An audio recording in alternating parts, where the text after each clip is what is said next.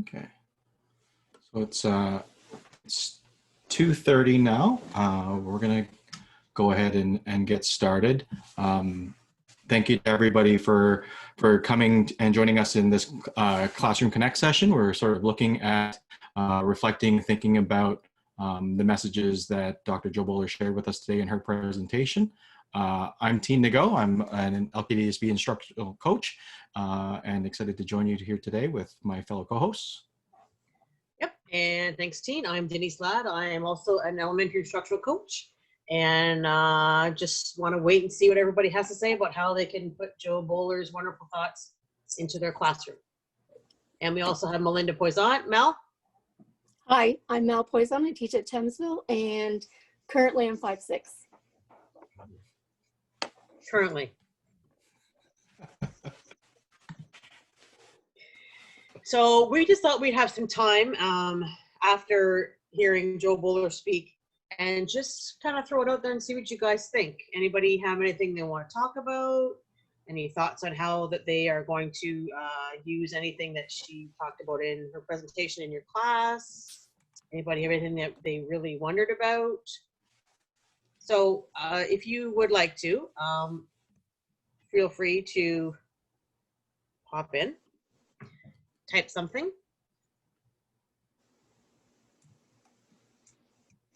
This is the webinar, right, Teen, or is this like a normal Zoom?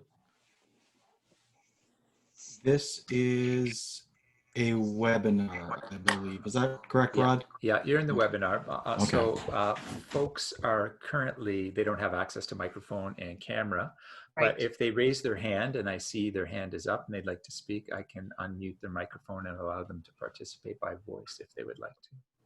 Okay. So maybe kind of to get us started here, in the chat, if you could share maybe one word or one idea that particularly resonated with you from Dr. Boaler's presentation, that might be a good place for us to get started with our conversation.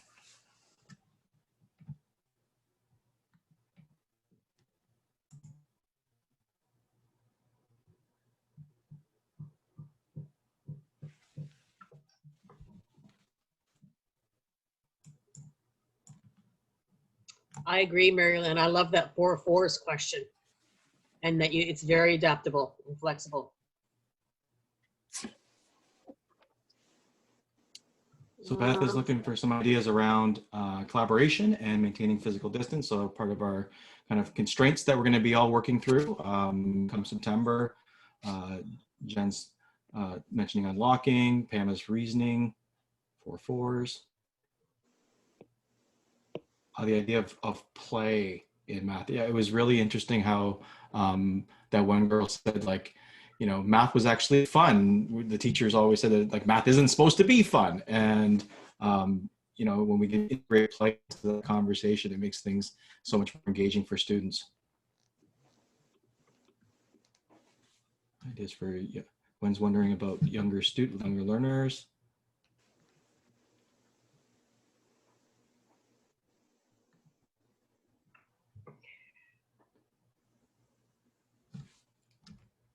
What's she saying we're supposed to do? Carla's connecting to the importance of struggle and making connections in the brain pathways. That was something that I thought was really interesting as well, was the idea of when we can tell kids physically what's going on in their brains, when we can describe that and show them how learning is so much like building muscles, and that we actually, like, there's physical changes that happen inside our brain. I thought that was a really interesting way to present that to kids, because they might not necessarily believe, like, you know, so when we're talking about changing our mind is kind of a wishy-washy kind of thing, whereas when we're talking about, like, physically changing the structure of your brain, that's maybe a little bit different for kids, and they're like, oh, that kind of makes sense now. That's why I feel that way when I'm learning things. Yeah, I agree. I'm just looking at Ms. Clayton here asked a question about, she has wonderful ideas and points, but she's just wondering how teachers are supposed to take the time to allow the kids to work through these different strategies. takes a lot of time in the school day. I 100% agree. And I think that Dr. Boulder really itemized this out where she said how you got to look at, you got to kind of change your mindset as a teacher. You have to look at the big ideas and you have to pick the rich tasks. And then you know, that will allow the kids to have those 20, 25, 30 minutes of a math class to really dig deep into, you know, investigating what's going on in that task. I think that's the key point there that I'm trying to wrap my brain around, is that it's, you gotta, you know, it's planning, it's intentional, big ideas, rich tasks. And that kind of links to what we'll be discussing in Productive Math Talk with Heather Wark tomorrow as well, is what part of kind of what's happening here is that we want to be very kind of intentful. And when we're giving students a task, a rich task, is did we anticipate what they're going to give us? So we're going to anticipate how are students going to solve this problem, and then also as part of that process is in our consolidation is we're not going to share everybody's example. We're going to be very intentional and say that these are the 2 to 3 examples that we feel are going to move students along that continuum of learning, so that we're not simply just sharing everybody's strategy. I think that's a great point. Allison, she says fast computation does not equate to better in math. Rote memorization is not ideal. Yeah, I like that message too. Deeper learning.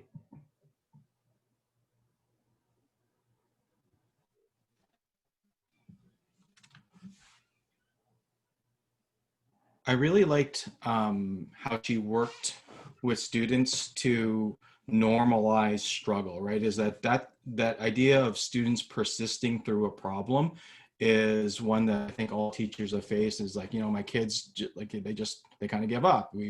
And then really walking through that process with them and building that learning pit together, and how do I feel at different stages through that learning.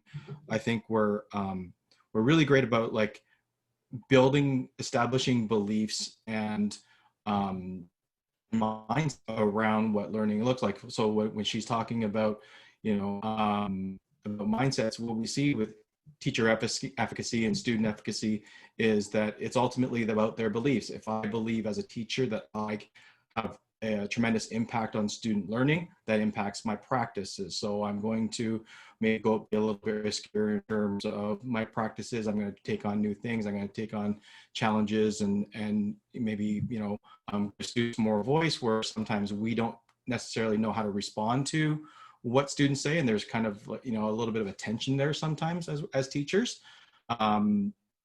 And then with that efficacy comes student efficacy, is when we believe that students can do these challenging tasks, they work their way through that process and their efficacy is built as well. So just like Pam's saying, there's like, you know, go slow, and acknowledging the process and the struggle is really, really key.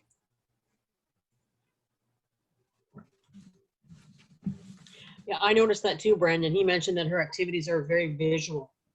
So you can observe the learning that's happening. I think that I really enjoyed that part too. The graphics and stuff that she had, especially the ones at the end there where she was using the data learning.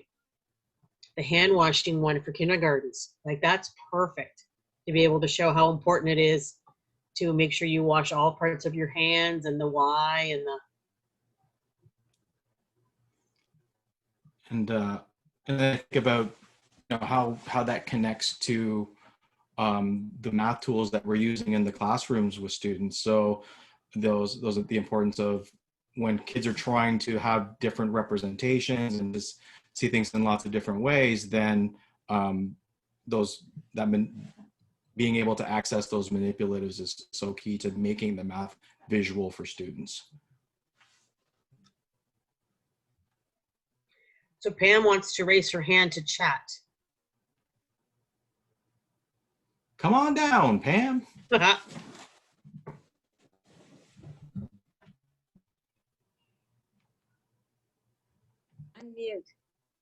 There you go, new function. Hi, everyone. Hey, Hi, Pam. Pam. How are you? I just wanted to get on as the data geek and just say, yay, talks. I like that idea of putting those visuals up.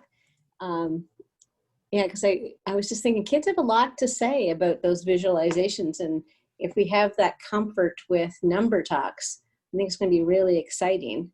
And especially when we have that opportunity to blend like the home and school part or opportunity, or we may be, forced to switch that mid-year, like getting used to seeing visuals and talking mathematically. But that was really piqued my interest.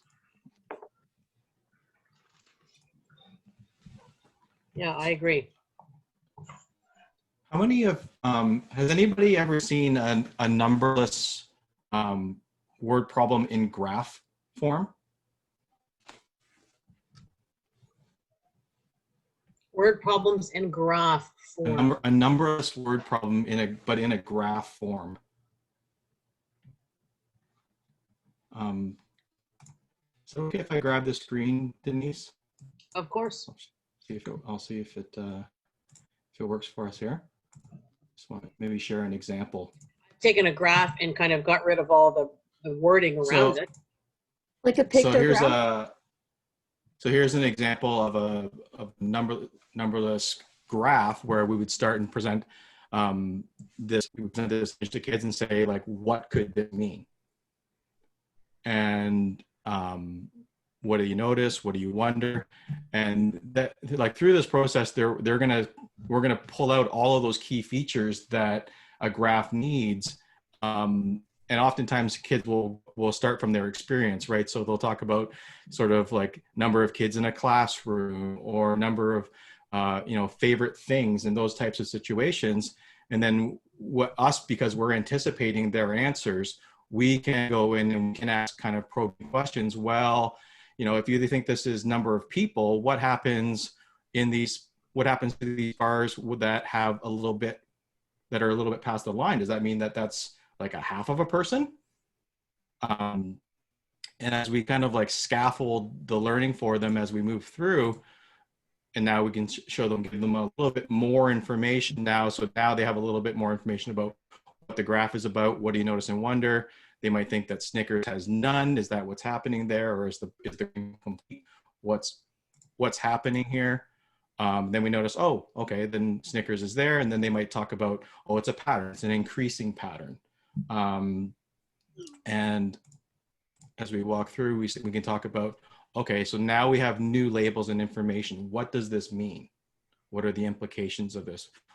So like this sales in millions, what does that in millions part mean? What's going to be happening here? And then, well, if we look at, for example, Kit Kat here, what number would that be? Right. And then estimating. And they're kind of spatializing the math here is what if we're looking at Snickers, it's about halfway between 400 million, 500 million. What number would that be? And kind of taking the time to walk students through this graph in a much more scaffolded way, and then getting ultimately to the question, how much more is Snickers and Hershey's combined than Kit Kat and M&M's, for example, as a question. So there's an example of how we can sort of take data and move it into a number talk type of activity. So this is from, so Gwen's asking where I got this activity from. It's, if you Google numberless word problems, this is part of the scope of what he's created online. So if you're interested in checking it out, there's more of that, as well as there's a website called Graphing Stories. Yeah, I've heard of that one. That has a lot of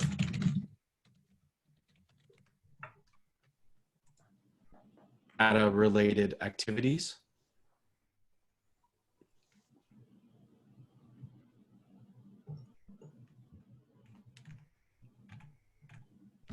Sort of, and they really kind of take it multimedia by adding YouTube videos and other examples like that. So those are some tools that we can use to kind of take that to the classroom.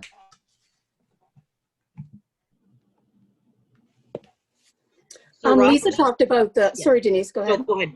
You go ahead, Mel. She just said about how do you do these activities in the classroom with social distancing.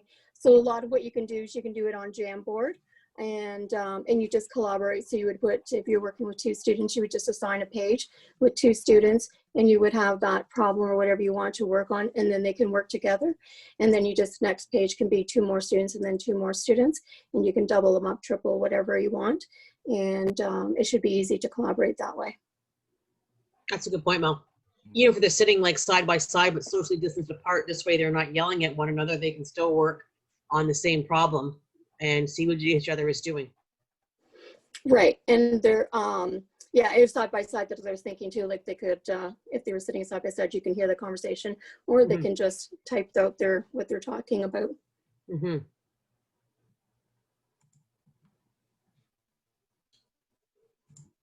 I see, So yeah, go ahead, Rod. Your team.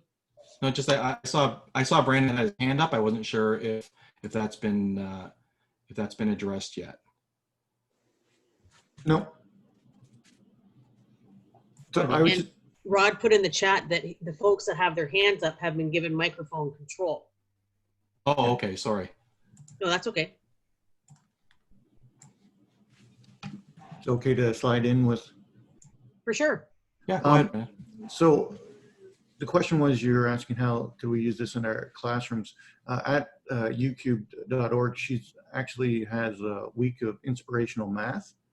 So it could be an idea for the first couple of weeks to plan out some of the various activities that she has available at her site. It's very handy where it actually, you can slide in activities like for day 1. So for day 1, she has like video, positive math resources, and then a task. And she has a lot of growth mindset videos that help students kind of understand that sort of, it's okay to make mistakes. So, okay, this is how your brain works and the such. And I've used it before at the start of the school year for the first week or 2, just to kind of get that sort of mindset, positive mindset idea about math and learning.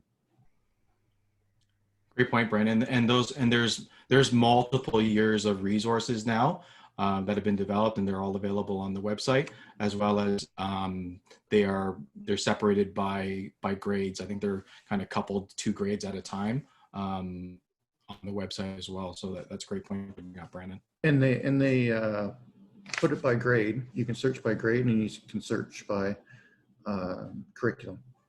So if you're looking for like number sense data, patterns and generalizations, you can search for all that. Mm. Great. Thank you. Thanks, Brandon.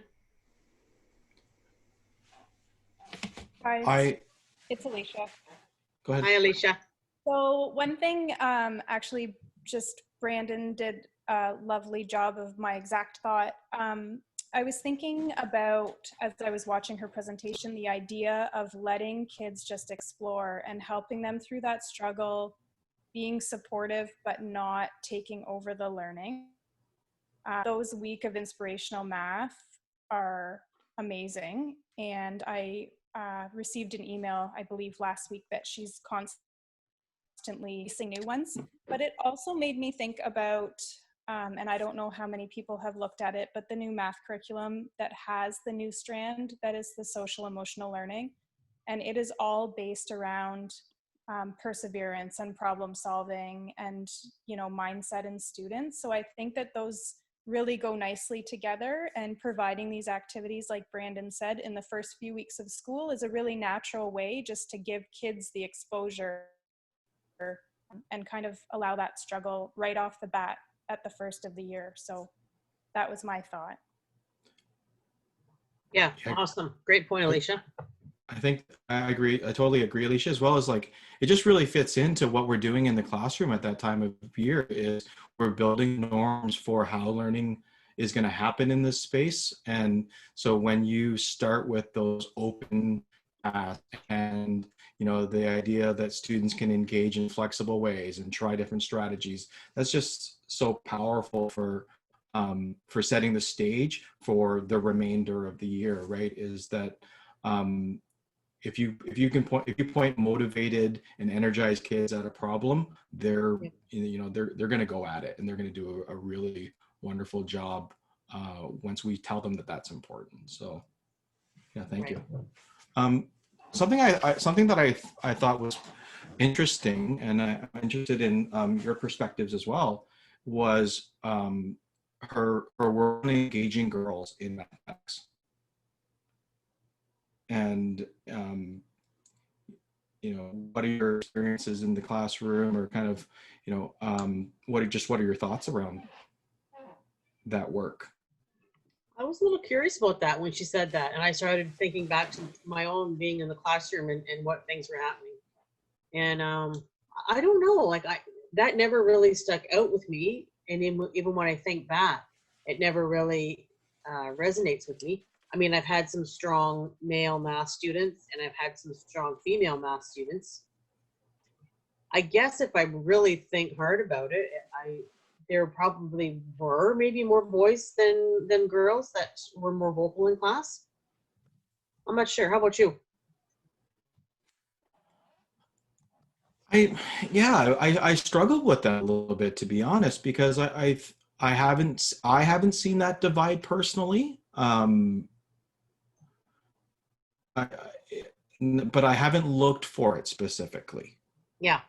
So I would have to be a little bit, you know, kind of go back and take a lens and really look closely at it, and seeing how do boys and girls engage differently, and do they engage differently based on kind of how we do things, right? Our focus was always to be very collaborative and hands-on in terms of math. So I don't know if like that experience shaped how they did math in the classroom with me, but I didn't notice that myself.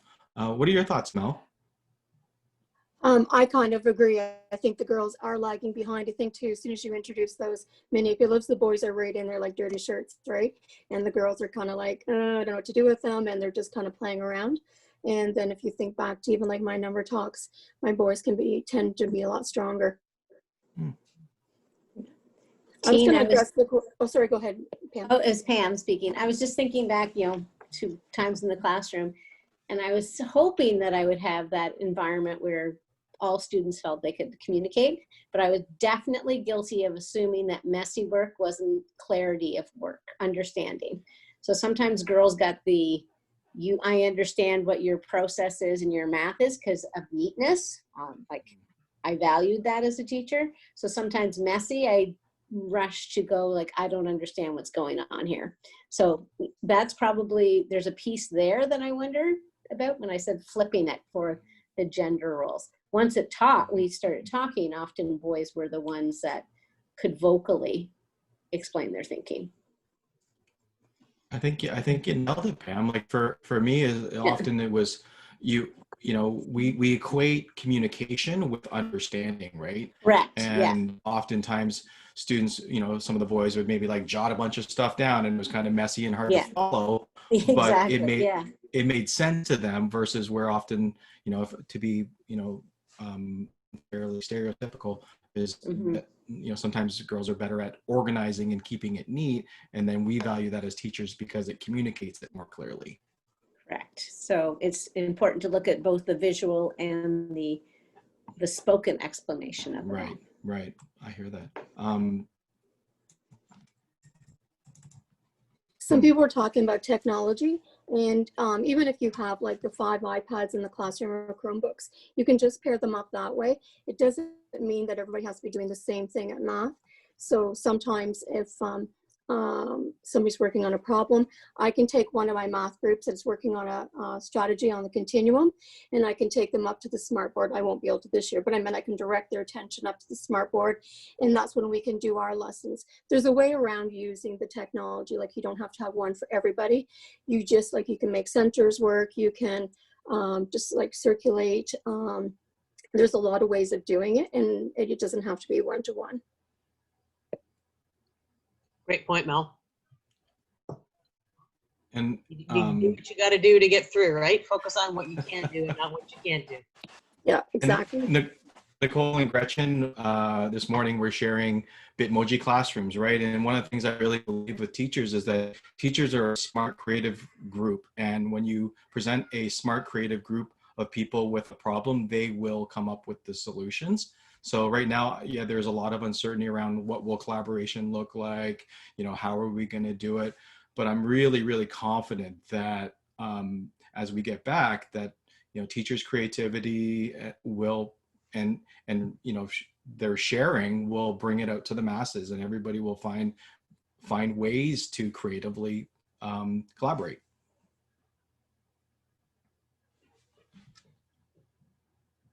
Jeff has a good point there. Boys like the concrete. He says the girls are like the problem solving.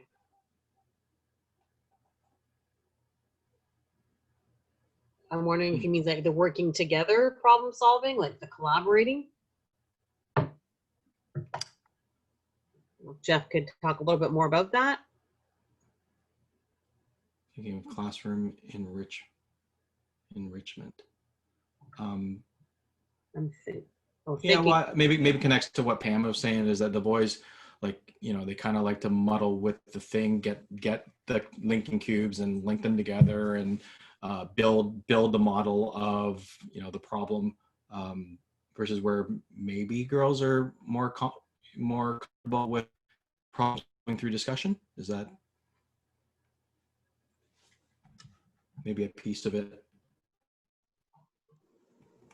Yeah, it's careful not to stereotype, but it's just Right. more about being aware of, Mhm. have we used that listen, observe, question kind of teaching strategies Mhm. to unearth things. So just because you told me, can you show me? Right. Yeah. And, and you showed me, can you tell me? Like, use all of those combinations there. So I've noticed, and not the male female, I've noticed that I really try to pay attention to the negative self-talk about math. And out of my experience, the majority of the negative self-talk from either sex is generally around math. So I try to find ways to help develop that growth mindset, the understanding that you can get better, and just like any other sort of skill, you just have to work at it a little bit more. And you're right. And I think oftentimes when we talk to teachers about, or anybody really, about how they feel about math, people who have a negative view of it, they can go back to like the moment of trauma. They can go back and say, it was this experience, it was this thing that really made me not see myself as a math person. And then that kind of connects to what Sandy's saying, is like, when we give kids fixed tasks that don't allow them to find their way and make meaning and use their own approaches, then we're going to create, that works for some students, but for many others it's alienating, and it's going to make them feel like, oh, I'm not good at this, I'm not a math person. And then we just know that those things become self-fulfilling prophecies, and we're really working actively to try to prevent that. So Tien, you've seen in my room the chart I had up where I surveyed my room of who loves math, who likes math, who dislikes math, and who hates math. Right. And so we do the survey and we do the math on it with the numbers, the fractions, and then to percent. And so I use that as a challenge to myself and to the kids to, let's move those numbers. So if you hate math, like, where can we go from there? Like, and then like reassess in a few months of, okay, Right. well, how are you feeling about math these days? And then we'd reevaluate the numbers so that they can see, oh, well, yeah, I'm making an improvement. Mm-hmm. And kids will tell us, right? So it's when you collect and you pay attention to that data, then kids know what's important, right? If we take that survey and we never do anything with it, we never revisit it, we never revise it, then it's not really that important. So I love that you're taking the time to go back and continue the conversation.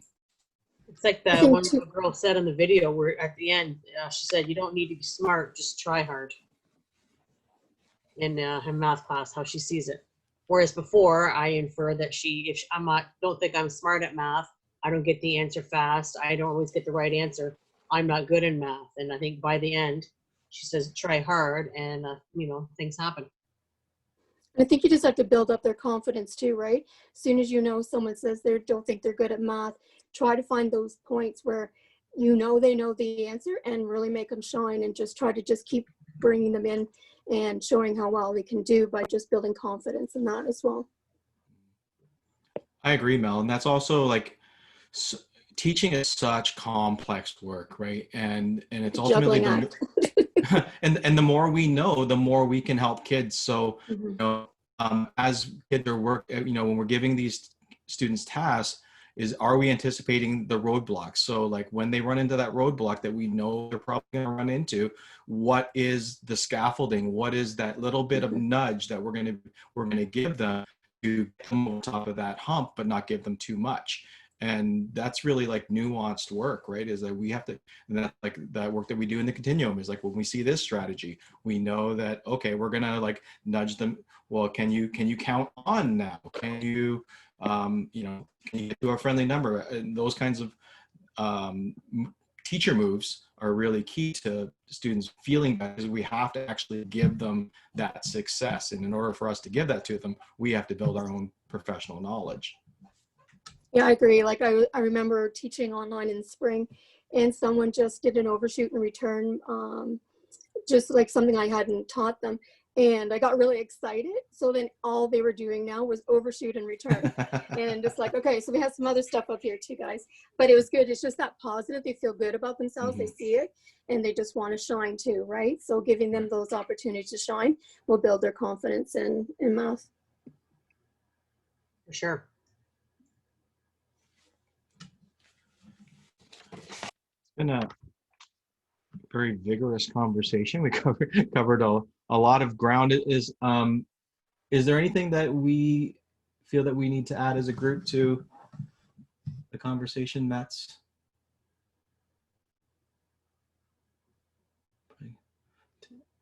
So Matt's suggesting that providing scaffolding for kids who need it in order to complete the work everyone else is doing if possible. Mm-hmm. And that comes from our beliefs, right? As a teacher, is that if we don't fundamentally believe that all students can do math at a high level, then that has such impact on our practices. I was just going to say that. Yep, that comes from us. We have to set that standard that we think everybody can do it. Mm-hmm.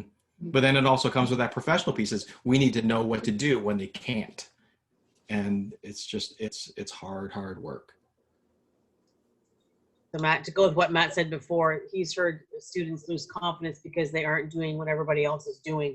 And I think as they get older, they pick up on that really fast if they're doing different work than everybody else. Yeah, for sure, Matt. I was listening to what Alicia said about that, the SEL, the social emotional learning part in math. And I found that's really interesting because it's gotten to be more descriptive in the new curriculum about what that actually means, like breaking down those processing skills. And I also think about the assessment size. When we consolidate, we often consolidate to find out about what's the strategy we use, like Mel was talking about, or, we talk about different ways we solve the problem. With Joe Boaler's work, maybe the consolidation is really about the problem solving process. How do we feel doing that? Where do we struggle, and what do we do to overcome that? Like that might be part of the learning that we work on at the start of the year and carry as a thread through. So we're consolidating on those mindset pieces and the social emotional learning pieces. Got me thinking. Yeah, that's a good point, Pam. Like ask kids, so where did you go wrong and how did you fix it? Like where did you go from there? Yeah, because a lot of those open tasks, like there's a bazillion open answers. So you don't want to consolidate about the answer, but maybe you consolidate about, how you got there. What did you do when you got stuck? And I loved that. Like, I'm in the pit. Excellent. What tool do you need? I'll be using that one. Part too, yeah. I like the fact that she made the pit. So there was the example that the research And then the fact that the teacher, Jennifer, or whatever her name was, I can't remember, Mhm. she actually had her class create one. So then they kind of owned it. Like they had their own pit that they went into. I like that. And it's just great to have common language to talk about those types of things, right? Is that eh, in order to normalize these things, we have to be able to name them and we have to be able to talk about them. In order to do that, we have to have common language. So I love that. I thought that was a great takeaway. Mhm.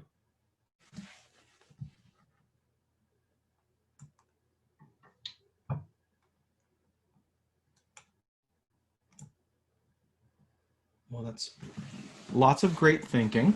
So for anybody else, so I'm sure a lot of folks have read the Mathematical Mindsets book. She has another one out that's called Limitless Minds. And it's a little bit more, it's not necessarily geared towards math, but you can certainly see math embedded throughout it. It's more of a broader, I'm currently reading this one right now, and it's more of a broader, just overall in general, how to function with a limitless mind and see past barriers that you've kind of always lived by. Good book. And then there's her YouTube website.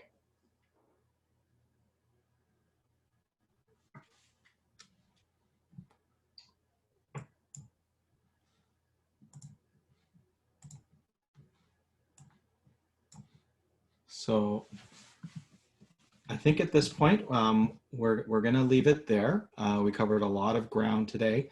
Thank you to everyone who came and participated both in our webinar and also in this post discussion. We really appreciate your thoughts and your insights, and a lot of it's just kind of sharing our common beliefs about math and being able to take this back to the classroom for our students.